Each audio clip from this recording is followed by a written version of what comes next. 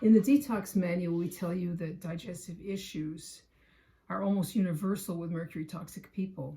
Mercury deactivates many liver enzymes and prevents the pancreas from releasing digestive enzymes when it's supposed to. It directly poisons the immune system too, causing it to stop killing yeast and parasites like it's supposed to, and to possibly go berserk attacking innocent bystanders like gluten or your own body. Years and years ago, when I didn't know about any of this, I went to my chiropractor with my vast array of disparate problems, and he told me I had candida, or a yeast infection. He made me go on a special diet of absolutely no sugar and a few other odd things like mushrooms. I don't know why you're not supposed to eat mushrooms, but I didn't. I also had to do a course of caprylic acid, which is a yeast killer. I started to feel better, but as with everything I did in those days, it lasted for a while but didn't stick. From my own experience, I have noticed that as soon as I get overstressed and my adrenals get messed up, my digestion goes south. I often talk about the meditation retreat from hell that I did years ago. I got lost driving down to Barre, Massachusetts, and crashed my adrenals and spent a month and a half with every possible manifestation of insomnia. All the food there disagreed with me, especially the kimchi, which now I think set off a massive die-off when I ate it. 6 weeks of spiritual practice turned me into a cranky monster. In amalgam illness, Andy explains that mercury toxicity can cause the adrenal glands to not excrete enough cortisol.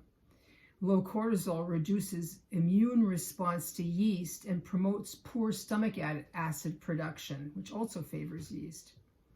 He also said that the adrenals are the last thing to recover when you detox metals. It was an epiphany for me when he remarked in passing that anxiety and insomnia are adrenal symptoms. I guess he just assumed that everybody knew that. Actually, I certainly hadn't. I had never even heard of adrenal glands.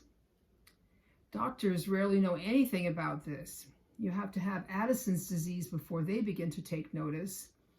If I start going on about my adrenal function, they look at me as though I have two heads.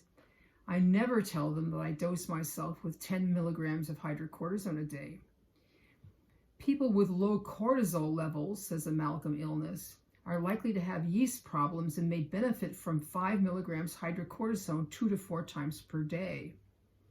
This is contrary to popular wisdom among both mainstream and alternative MDs, but it is both what their books say and what is observed in people who try this.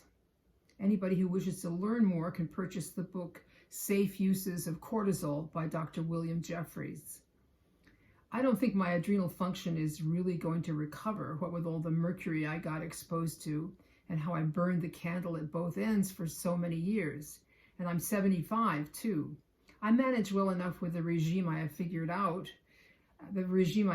for myself. I just must be careful of my adrenals, or I'll wind up being awake all night and start getting dysbiosis. That said, Andy did not advise people to start taking cortisol willy-nilly. He advised starting off with adrenal cortex and seeing how far you get with that. When people get into the 20 or 30 of the 50 milligram caps a day, then it's pretty clear they need something else too.